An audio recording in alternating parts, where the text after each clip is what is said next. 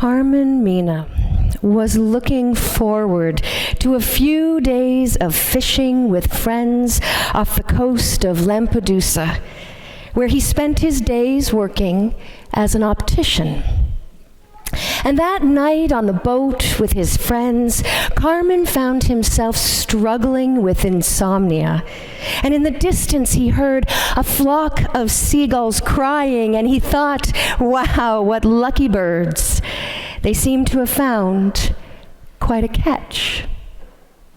And the noise became so annoyingly loud that Carmen gave up sleeping altogether and decided to go up onto the deck.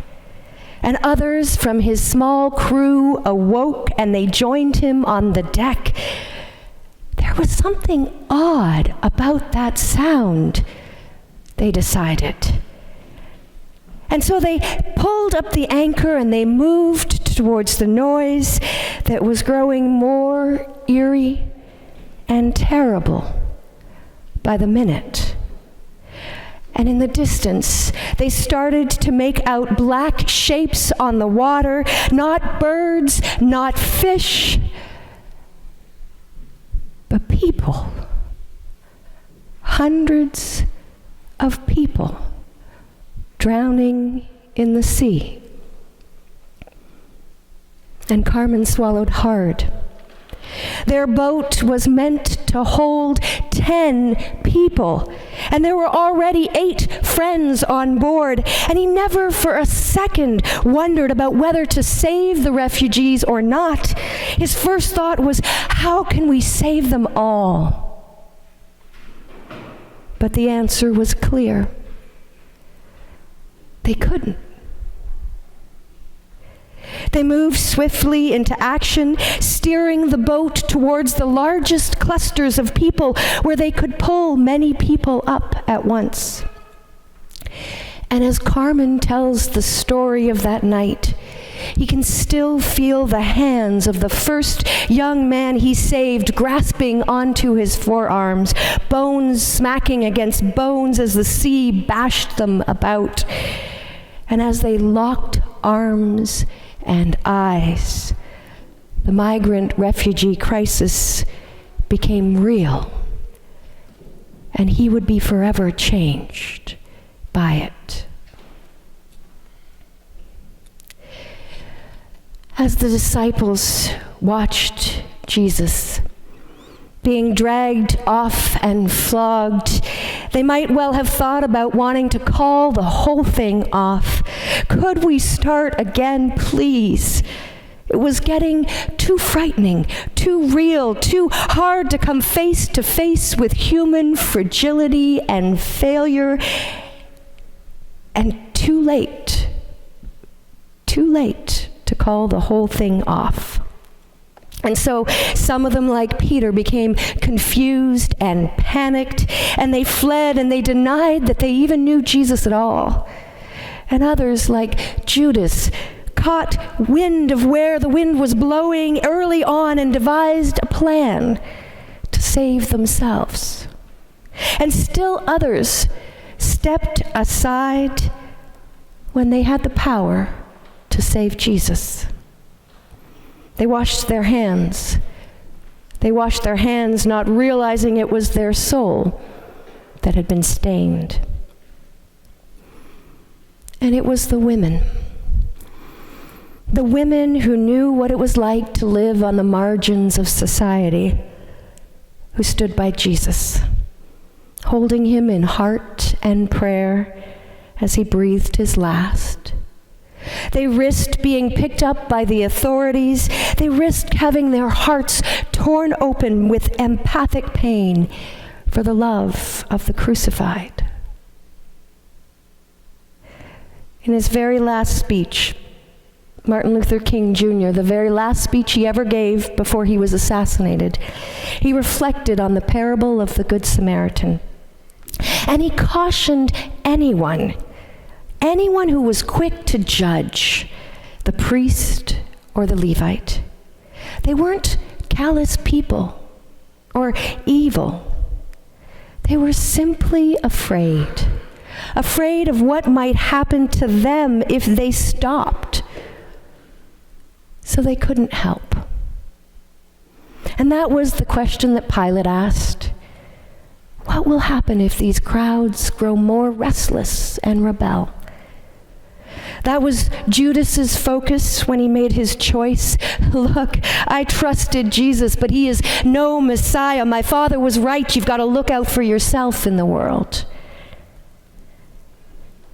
When Holy Week approaches and the stores fill up with chocolate bunnies and Easter eggs, I am the first to gleefully grab cellophane packages full of chocolate. And yes, I know they'll be half price in just a couple of weeks after the resurrection. But I have waited all year long for that sweet melt in your mouth taste of childhood. However, ever since I started taking this whole being Christian thing seriously, I've discovered that the taste of Easter chocolate has become forever bittersweet. In the sound of the chocolate egg unwrapping, I hear a haunting question. Will you skip through or inhabit Good Friday this year? Megan J. Clark reminds us that inhabiting Good Friday happens when we stop asking, what will happen to me if I help? And instead we ask, what will happen to them if I don't? During this sacred week, Christians find themselves face to face with the Christ crucified, face to face with the choices that we've made as individuals and members of this global community, and it is so uncomfortable to sit in our complacency, selfishness, fear, greed. And I don't like being asked to do it. But when the bittersweet taste of Holy Week seeps into my body, I'm forced to admit the ways that I've been like Pilate. Let the governments sort out climate change. I can't do anything. The ways I've been like Peter. Please, don't ask my heart to break over one more photo of a child being bombed. I can't look.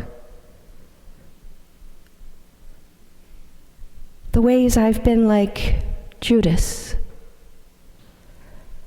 But I need to stockpile for the future. Who will look after me if I don't take care of it myself? And yes, I've also been compelled by the calling of God to follow Jesus and die a little bit for the sake of others. Like Mary and the other women, I have given up my free time to sit by a deathbed. If I'm honest, I have been the many characters of the Good Friday story. Betrayer, compelled, complacent, compassionate. And the good news is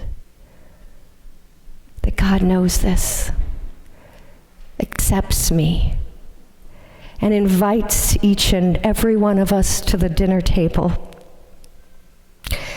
For we are part of the family. Even the worst thing you've done does not excommunicate you from God's love. Excommunication is a human practice. Jesus himself knowingly invites the betrayer to the table, washes his feet, feeds him, lavishes him with love. Jesus calls all those who would abandon him my beloved sisters, my beloved brothers. He dies for those whom he knows will be complicit and complacent in his crucifixion. And throughout history, Christians have proclaimed welcome and a place for every saint and sinner at the table.